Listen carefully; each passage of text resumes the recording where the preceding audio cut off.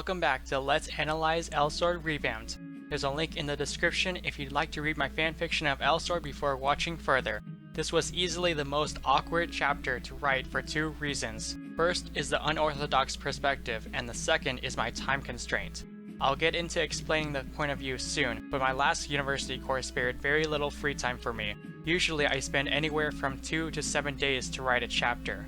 The rest of the days before the next chapter upload, which is usually 1 to 2 weeks, are used to proofread, which are the most important days since I fix grammar or spelling errors, resolve narrative misunderstandings, and sometimes add new content. I took 3 days to write this chapter and only 6 days to proofread. I'm still proofreading chapter 12 to see if I can improve, so it's subject to change more than the other chapters. The changes you might see with chapter 12 will likely be sentence rephrasing to make them sound more fluid. Nothing essential should be altered. I'm not saying I don't think the chapter isn't ready for publishing, because if I did think it wasn't, I would have postponed its upload for the next month as I worked on chapter 13 and upload both chapters on September 6th. I know when a chapter is ready for publishing when I start to get proofreading sessions where I don't find any critical problems, such as characters not having motivation, something that happened isn't explained well, or a grammar issue that makes reading a sentence hard to understand.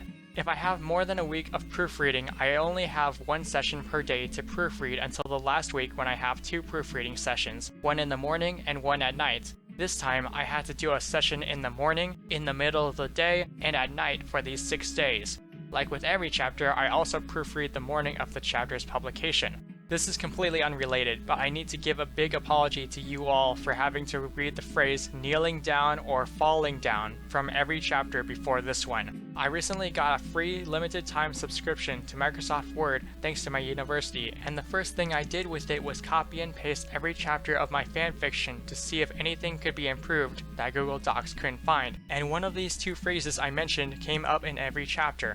It was so frustrating to see them because they're stupidly redundant. You will always kneel or fall downward, so there's no reason for me to include the word down right after. It'd be different if I said forward, backward, sideways, or even upward for some reverse gravity narrative reason, but under normal circumstances, the down direction is assumed to always happen. I'm so sorry, everyone. Prepositions are going to be closely looked at in all my proofreading sessions to make sure this or something similar doesn't happen again. Now on to my commentary. This chapter's point of view is Zero, the man with a machine gun. I introduced his bedroom/office so readers know the perspective is from the pilot and not the machine he's controlling. The reason I made Zero a person instead of solely a machine is so there's more of a human connection between him and everyone else. I mentioned this in chapter 9's video, and this reason will also be more important when Eve joins the L search party. Judging from Zero seeing CL fight someone smaller than him, it should be clear that this chapter starts during the fight between CL and Elsword near the beginning of chapter 11.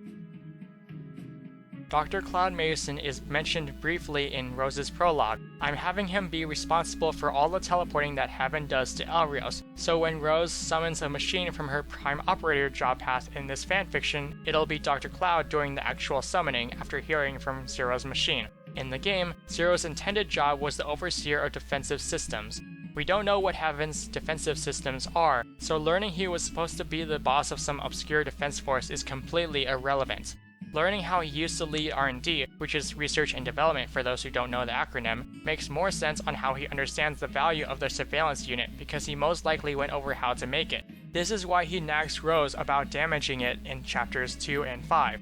A boss leading some defensive system would likely know how to use a bunch of weapons, but not be taught how valuable they are, which will also be important when Eve joins. The second highlighted portion in the 10th paragraph is by far the most empathetic dialogue from Zero to Rose. It breaks the stereotypical nagging, angry boss archetype that the game makes Zero out to be. You may have noticed some perverted lines from him too, which also gives him some humanistic connections. These lines will never get more visual or gross compared to how it was handled in this chapter, because I understand they can be cringy if taken too far. And for those that find this level of pervertedness cringy instead of insensitive or funny, I'm very sorry. I don't plan on repeating this kind of behavior with him too often, because it would remove a scene's tone of seriousness. However, that's exactly what I was going for with this paragraph in response to Rose's very serious and spiteful reply. Instead of keeping a heavy, depressing mood, I had Zero try to alleviate the scene with some perverted humor. Obviously, it wasn't funny to Rose, but at the very least, it stopped her crying. The cheek pinching is a callback to Rose's side story when Erze pinches Rose's cheek to get her attention. Even though Erze isn't her first or last name, I still narrate with using Erze because that's how the game addressed her in Rose's prologue and side story.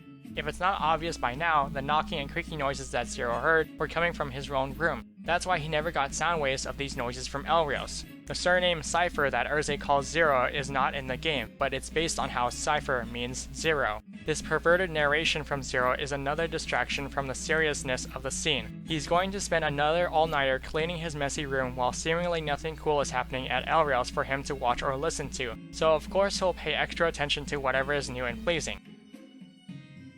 Reyna gave Rose the same kind of crushing handshake she gave Aisha in Chapter 10. You could say it's because Reyna's letting out some leftover anger from watching CL fight Elsword, she doesn't like how Rose scared Echo in Chapter 9, or both. I'm letting this be up in the air for the reader to decide, just like the possible reason why Hoffman gave the underground waterway key to CL instead of Aisha in Chapter 11. I'm probably never going to use Zero's point of view again for later chapters because of how awkward the narrating of his room in Elrios is.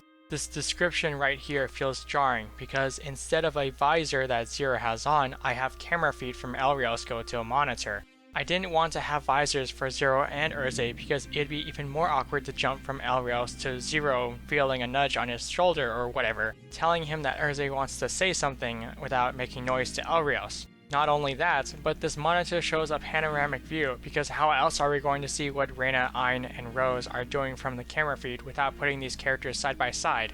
Trying to visualize so-and-so character facing, pointing, or doing whatever action towards another character is really weird when looking at a panoramic view compared to a bird's eye view or an over-the-shoulder view. But the reason why I can't do either of these in this scene is because Zero was so busy cleaning his room that he couldn't hover the surveillance unit with the controller. In this one chapter, I've described all the necessary info from Rose's prologue and side story, so there's no reason to see what's happening from Zero's room or Erze anymore. That's why I think not having Zero's point of view return in later chapters is okay. You might be wondering why Ayn is so mad, but he's got a good reason you can infer. Aisha mentioned telling Secret Service about Reyna being targeted by the Night Sabers in Chapter 10, so by that point, Ayn would have known the potential danger of having Reyna around. However, she's not part of Secret Service, thus no danger is around for him to worry about.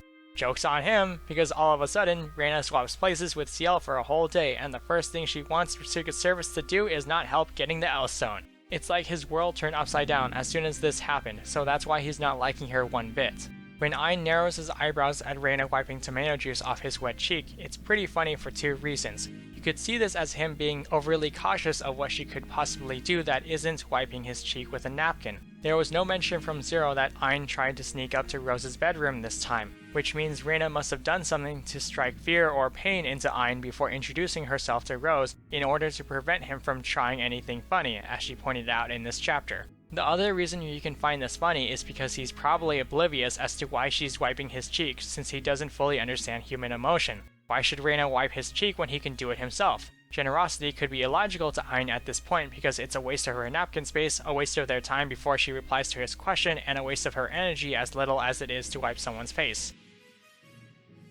Dark L has been used for 3 different types of Dark L in the game, so I wanted to clarify which Dark L is inside Rose.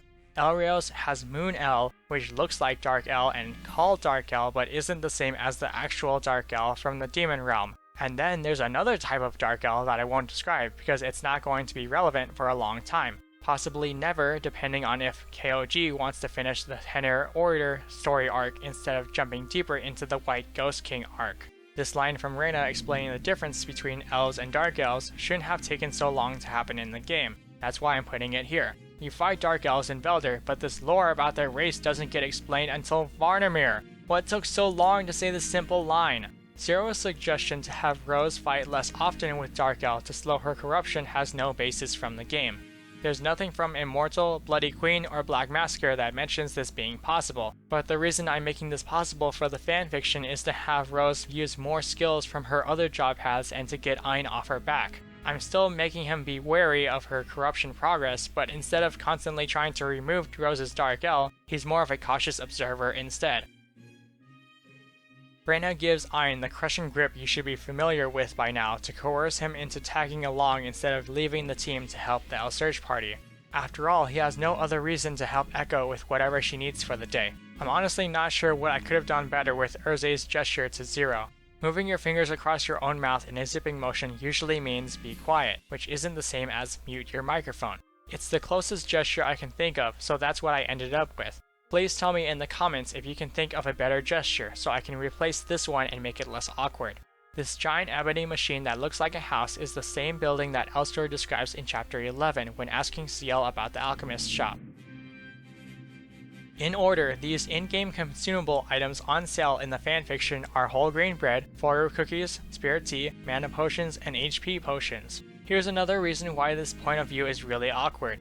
If the revolvers are tucked inside Rose's robe by her abdomen, the camera won't see above where Rose's head is unless X-ray vision is used because her chest is in the way. Gun holsters aren't a part of Rose's outfit, which makes sense for the fanfiction since Zero is supposed to hover the surveillance drone when Rose is not using the machine, but him doing that isn't welcomed by the citizens of Elder since it looks like a Nasad. Anna Testarossa is Rose's real name, which is revealed in her prologue. I don't have Zero call her that when talking through the microphone because Rose is a lot shorter than Testarossa and isn't going to be confused with Ruben's NPC, Anne. I didn't explain the title Rose, being given to the strongest person of the Imperial Garden from heaven, but that doesn't really matter since her power compared to those in Elrios aren't really comparable in the fanfiction without the Dark Elf being involved. Ein explains two things with the demons invading Elrios. They come to steal resources, and the stealing is why not all the rivers in the Shadow Forest have magic beads. The former is the biggest motivation for why more demons invade Elrios later on. It's not until Labby's storyline that you learn about this, which happens after the demon invasion ended, so it's already too late to explain! I don't understand why it took this long to say one reason in the game. That's why I had him say this, so no one is confused about why demons make a big invasion later on. The white spheres floating closer are wisp enemies from the previous iteration of Shadow Forest. These shadowy bodies wearing purple cloaks are dark magicians from the current Shadow Forest, and the one with the red cloak is Kira Kira, the mini-boss with the design of the current Shadow Forest, because his first iteration design looks awful. When Ein spins and changes the color of his clothes and hair, that's him activating 3rd stage awakening mode because he's got a Ring of Fury equipped. That was a joke, by the way. He doesn't have a Ring of Fury equipped. I'm just making the fanfiction allow him to skip the first 2 stages of his awakening because it's really dumb that he has to awaken 2 more times just to get the most benefits of awakening when everyone else just has to awaken once. Imagine if you saw a webcomic of Ein using awakening mode multiple times to change his appearance slightly with every stage before finally getting the full benefits. I can only see it being done in a Dragon Ball power-up presentation, which would be absolutely ironic since he's not supposed to get stronger than anyone else's awakening modes. The skill, Drilling Freeze Up, is the German translation of the Frozen debuff skill his base job has. The bees, mushrooms, and beehive are enemies from the first iteration of the Shadow Forest dungeon. Multiple Stinger is a deleted skill that Reina had. I really like this ending because Rose shakes Ein's hand. Back in Chapter 9, she was hesitant on doing that in case he tried removing her Dark Elf. That's not the case here, since he made a new truce with her and said a while ago that he will only remove Rose's Dark Elf if she's hostile for no reason. I like and don't like this chapter, which should be obvious by how much praise and awkwardness I gave it. However, this was important for setting up future chapters and explaining Rose's background that she briefly mentioned with her father in Chapter 5. Big apologies to anyone who wanted to see more of Zero's perspective, but I don't think it's going to return based on how this chapter came out. If you liked this video or the fanfiction, show your support in the comments or with a review on fanfiction.net.